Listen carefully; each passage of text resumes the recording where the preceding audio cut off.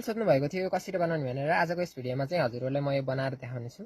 त्यसका लागि चाहिँ हामीहरूलाई मेनली दुईटा चेक बल्ब र दुईटा बल्बहरू चाहिन्छ। यो ठुलो साइजको एउटा अलि सानो साइजको। चेक बल्ब एजिटी जस्ता तस्तै राखिदिनुपर्छ, यताको जस्ताको तस्तै। अर्को चेक बल्बको चाहिँ यता टी हुन्छ खास स्प्रिङ, यसलाई निकालेर यता माथिपट्टि हाल्नुपर्छ। तेरोलाई उँधो पारेर हाल्नुपर्छ एउटा। अनि र अर्को निप्पले यसलाई चाहिँ माथि मुखो तिर पारेर राख्नुपर्छ। यसलाई मुनि मुखो तिर पारेर राख्नुपर्छ भनेपछि यसलाई माथि मुखो तिर पारेर राख्नुपर्छ। अब चाहिँ गेट बल्ब जोड्नेछौँ यता।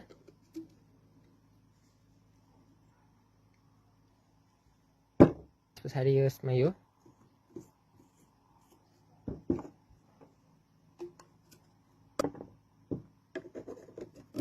जोडेर यहाँ अर्को बल्ब जोड्नुपर्छ, गेट बल्ब जोडेर यसलाई। अनि यो अर्को सकेट पानी ल्याउने। अनि हाम्रो ऱ्याम्प पम्प यस्तो भएको छ है। यहाँबाट पानी आउँछ, हामीले यो यहाँबाट पानी जान्छ।